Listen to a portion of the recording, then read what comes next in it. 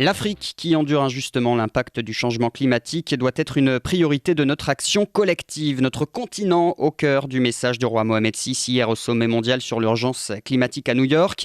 C'est la princesse Lala Hasna, également présidente de la Fondation Mohamed VI pour la protection de l'environnement, qui a lu ce message.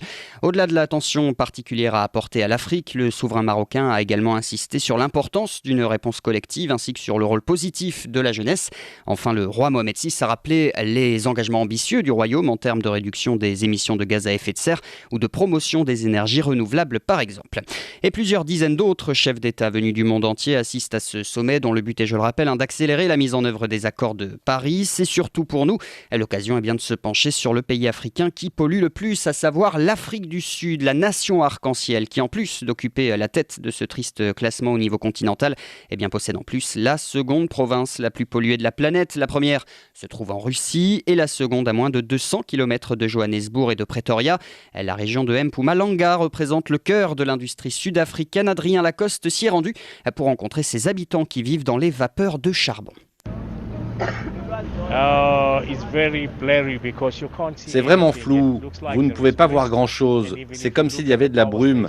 Regardez toute cette fumée qui sort de la centrale, puis regardez le soleil. C'est une belle journée aujourd'hui, il fait 29 degrés.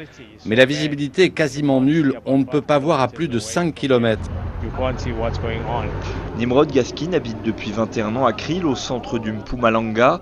Autour de la ville, 22 mines de charbon et 12 centrales se concentrent dans un périmètre de 150 km. L'air y est tout simplement irrespirable, selon Sophie, 49 ans. Vous savez, à Kriel, il y a plein de maladies qui traînent. De l'asthme, des sinusites, des migraines qui n'en finissent pas. Tout ça à cause de la pollution. D'après Greenpeace, la pollution est responsable de la mort de 2200 Sud-Africains tous les ans. Malgré cette image délétère, l'Afrique du Sud est le premier pays du continent à avoir introduit une taxe carbone. C'était en mai dernier. À Johannesburg, Adrien Lacoste pour Média.